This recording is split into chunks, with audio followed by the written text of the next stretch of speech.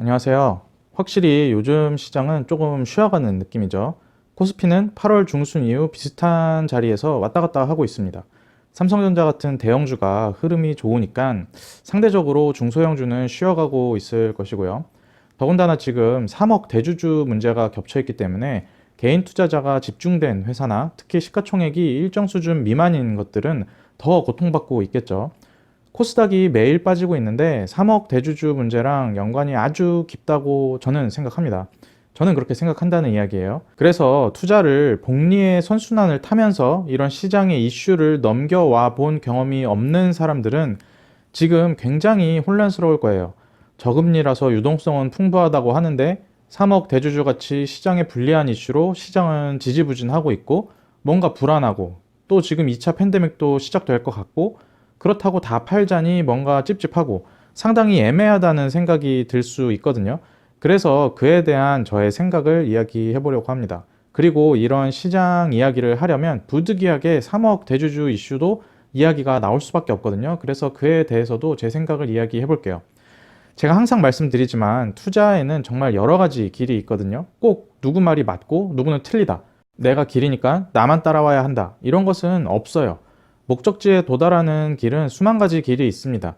제 이야기도 그 수만 가지 길 중에 하나일 뿐이니까 들으시는 분들이 참고 차원으로 생각해 주셨으면 좋겠어요. 주식시장에 맹목적인 것만큼 위험한 것이 없거든요. 자, 바로 본론으로 들어가 볼게요. 최근에 주가 흐름을 보면 우리 한국장이 다시 박스권에 갇힌 느낌이죠. 특히 중소형주나 코스닥 흐름이 좋지 않고요. 물론 그간 많이 올랐던 것도 있지만 최근 3억 대주주 이슈도 있고 해서 확실히 개인 투자자들 힘이 조금 줄어든 모양새입니다. 지금 시장이 애매한 것처럼 보이는 이유를 이해하려면 3억 대주주 문제를 꼭 알아야 됩니다.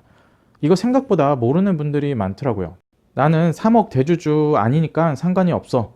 어제 신문 보니까 3억 대주주 문제에 해당하는 사람은 1.5%라는데 부자 증세니까 문제 없지. 이렇게 생각하는 사람이 아직도 많더라고요. 이 문제는 2차적인 사고까지 가지 않아도 1차원적으로만 생각해도 답이 나오거든요. 이 문제를 말씀드리고 그러면 저는 어떻게 하고 있는지도 말씀을 드리겠습니다. 이 이슈에 대해서 본인의 정치적 견해를 투영시켜서 굉장히 정치적으로 이야기하는 사람이 많은데요. 그냥 간단하게 지금 보여드리는 것처럼 3개월을 놓고 보면 독보적이었던 개인의 매수세가 최근 한 달, 일주일, 하루 단위로 계속 감소하고 있고요. 매수세가 감소하는 게 아니고 순매도로 돌아섰죠. 가장 강력한 매수 주체였던 개인의 힘이 빠지니까 당연히 시장은 지지부진할 수밖에 없겠죠. 개별 주식으로 보면 중장기적으로 조금 다른 그림이 나오겠지만 지금은 일단 시장을 놓고 이야기하는 것입니다. 이건 아직 우리나라 금융시장 수준에서는 정치적으로 옳다 아니다랑 상관없는 문제라고 저는 생각을 해요. 그리고 우리나라 금융시장 수준이 높았으면 금액 기준으로 대주주를 분류하지도 않았을 것이고요. 3억을 놓고 대주주라고 하지도 않았겠죠. 아무튼 최근 몇 년간 그 연말에 지지부진한 상황은 대주주 이슈와 당연히 연관이 있고요. 올해는 그 기준이 3억으로 내려오기 때문에 더 왜곡이 클 것이라고 생각을 합니다. 이 대주주 문제 때문에 주식시장이 막 폭락하거나 횡보해서 문제가 되는 게 아니고 근본적으로는 개인이 판다는 게 문제라고 생각을 해요. 사실 회사 자체로만 본다면 대주주를 3억으로 놓든 10억으로 놓든 3천만 원으로 놓든 상관은 없습니다. 삼성전자가 대주주 기준이 3억이라고 디램을 못 팔고 대주주 기준이 10억이 되면 디램 매출이 늘어나고 이런 게 아니거든요. 이건 어떻게 보면 단순하게 가격 측면, 주가 측면의 문제는 아니에요. 물론 강력했던 매수세가 사라지면서 수급 공백이 생기고 그때 왜곡이 생기는 것도 있겠지만 그건 부차적인 문제고 진짜 문제는 개인이 부를 쌓을 수 있는 기회가 자꾸 사라진다는 데 있습니다.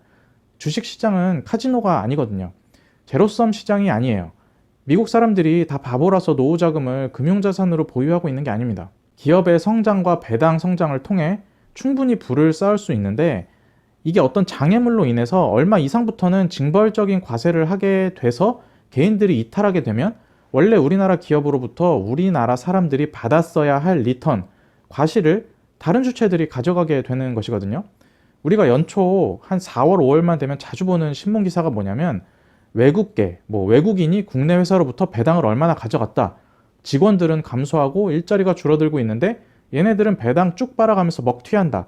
이런 류의 기사를 많이 봐요. 이거 얼마나 희망적인 기사입니까? 자본주의 사회에서 주식시장을 통해 정당한 방법으로 배당을 쭉 빨아갔다는 거잖아요. 막 개인주주들 뒤통수 치는 장난 안 치고요. 이런 기사 보면서 외국계 투자자들 욕하면 정말 1차원적인 생각만 하는 사람이고요. 생각을 조금만 바꾸면 나도 저렇게 이익을 쭉 빨아갈 수 있는 거잖아요. 주식시장이라는 정당한 통로를 통해서 외국인들이 배당을 쭉 빨아갈 정도로 좋은 회사에 같이 투자하고 있으면 그 배당을 나도 받게 되는 것이고요. 이런 사람들이 많아지면 선순환이 나올 수 있게 되잖아요. 20번도 넘게 발표하면서 못 잡았던 부동산도 자금 흐름이 다른 곳으로 가게 되면 자연스럽게 진정될 수 있고요.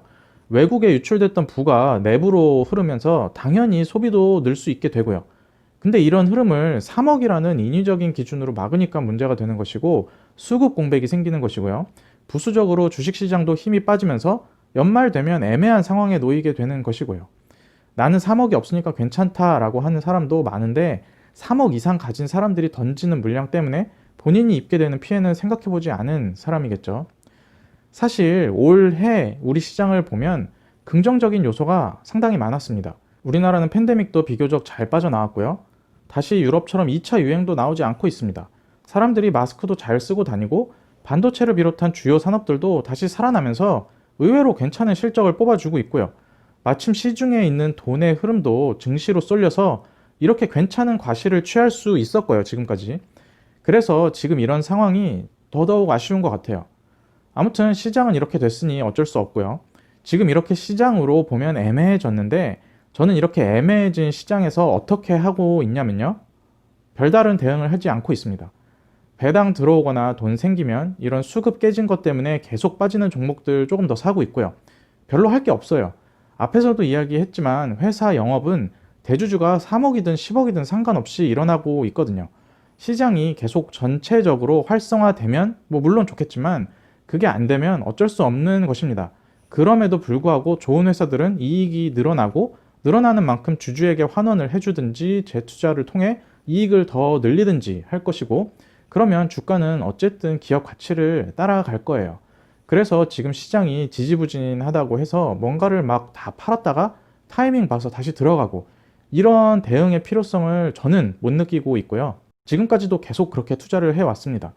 제가 최근 몇 달 동안 영상에서 보수적인 투자에 대해서 말씀을 드렸는데 그 보수적이라는 의미는 기업의 실적과 주가의 관계가 합리적이거나 실적 대비 주가가 더 낮다고 판단되고 향후 미래에도 확장이 계속될 수 있는 기업들로 포트폴리오를 만든다는 뜻이거든요. 이런 기업들로 포트폴리오를 구성하고 있으면 장기적으로 돈을 벌 수밖에 없어요. 이게 투자에서도 경험이 중요하다고 느끼는 부분이 바로 이 지점인데 만약 올바른 투자 방법으로 최근에 바꿨거나 이러한 투자 방법을 해보지 않은 사람들은 그러니까 보수적인 투자로 복리를 쌓아본 경험이 없는 사람들은 덜컥 의심이 들 거예요. 아니 지금 시장이 이렇게 애매한데 전문가들도 문제라고 하고 10조 매도 폭탄이 매물로 나올 수도 있다는데 지금은 당연히 팔았다가 진정되면 다시 들어와야 하는 거 아니냐. 아마 본인이 합리적이라고 생각하는 사람일수록 이런 생각을 많이 할 텐데 중요한 것은 시장은 그렇게 단순하게 예측할 수 없다는 점이에요. 모든 대가들 책에도 나오고 많은 고수들, 시장에서 복리를 쌓아가고 있는 사람들이 공통적으로 말하는 게 시장 타이밍은 알 수 없다는 이야기거든요. 이 타이밍의 뜻을 잘 이해하셔야 되는데 지금 시장이 싸다 비싸다, 개별 주식이 이익 대비 저평가다 고평가다, 이 주식의 내년 이익 예상치 대비 싸다 비싸다를 생각하고 쌀 때 사야 된다는 판단을 하는 것은 타이밍이라고 부르지 않습니다. 위치를 판단한다고 이야기를 하죠. 타이밍은 시장과 개별 주식의 방향성을 맞추려는 시도를 말한다고 생각하거든요. 내일 오를까요? 꼭지가 어딜까요? 바닥이 어딜까요? 시장이 빠질 것 같으니까 인버스로 잠깐 먹고 다시 진정되면 풀매수해서 이익을 극대화하겠다. 이런 생각들이 전부 타이밍을 보겠다는 생각이에요. 전자와 후자 모두 타이밍이라고 말을 굳이 한다면 시장의 위치를 판단하는 타이밍은 투자자라면 매 순간 계속 해야 하겠지만 후자의 타이밍, 그러니까 방향성을 맞추겠다는 타이밍은 할 수 있는 사람이 없습니다. 할 수 있었으면 정수리에서 팔고 지하 벙커 밑바닥에서 다시 사는 행위를 계속 할 수 있다는 얘기인데 그게 되는 사람이 없잖아요. 그래서 기업의 본질적인 가치, 영업 환경에 근본적인 영향을 미치는 이벤트가 아닌 경우에는 시장의 방향성을 우리가 알지 못하니까 하나하나 대응하면서 샀다 팔았다 할 필요가 없고 그런 이벤트로 시장 가격에 왜곡이 생긴 경우 팔고 도망가지 말고 오히려 이용할 기회인 것이고요. 역발상 이야기하는 것이 이런 식으로 적용된다고 생각을 하거든요. 제가 이런 이야기를 과거에도 많이 했는데 이런 이야기 하니까 누가 댓글로 과학적으로 증명되지 않는 이야기를 한다라고 댓글을 달더라고요. 주식 투자와 사람의 심리를 과학적으로 수리적으로 증명이 가능했다면 과학자들과 수학자들이 세계에서 가장 돈이 많았겠죠. 이게 이런 식으로 회사를 믿고 회사가 계속 커지면서 수익이 나고 다시 가치와 가격의 괴리가 있는 분야를 매수해서 버텨서 수익이 나고 어떤 기업은 팔 기회를 안 주고 계속 영업을 잘하고 주주환원도 잘해서 복리가 알아서 쌓이고 뭐 이런 경험이 한두 번만 쌓이면 선순환을 시작할 수 있거든요. 선순환에 대해서 알 수 있거든요. 물론 시장이 흔들리면 팔고 싶어지는 것은 다 똑같아요. 사람이 언제 매도를 가장 하고 싶어 할까요?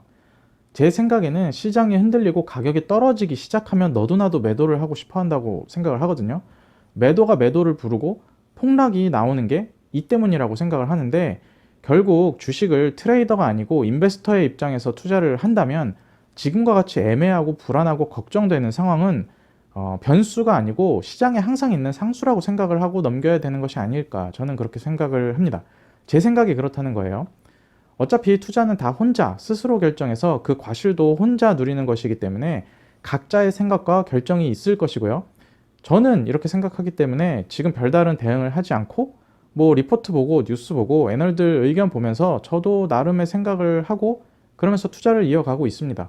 어차피 시장의 방향성을 모른다면 계속 머무르면서 위치 판단을 통해서 비중 조절하는 것이 최선이라고 생각을 하거든요.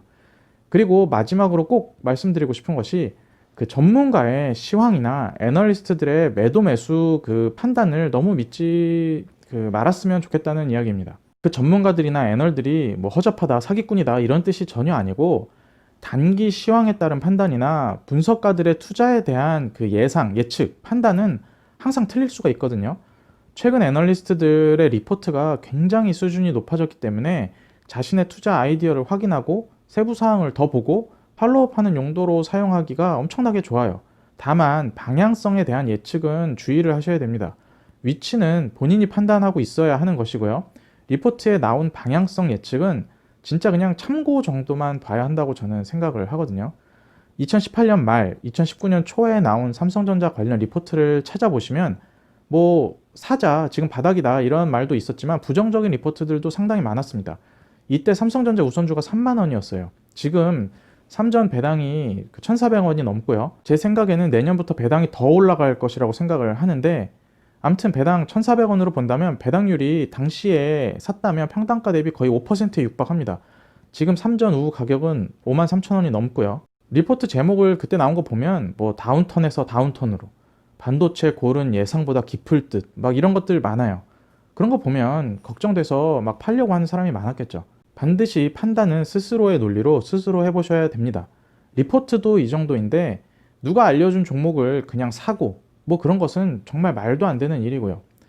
3억 이슈 물론 짜증나고 답답하지만 저도 상당히 답답한데요. 그런 감정과 별개로 할 일, 해야 하는 일은 우리가 하면서 지금처럼 쭉 투자를 하면 된다고 생각을 합니다. 제 생각은 이런데 또 다른 생각을 하는 사람도 있을 테니 여러 가지 의견을 잘 참고하셔서 좋은 투자를 이어나가셨으면 좋겠어요. 오늘 말씀드릴 것은 여기까지였고요. 들어주셔서 감사합니다.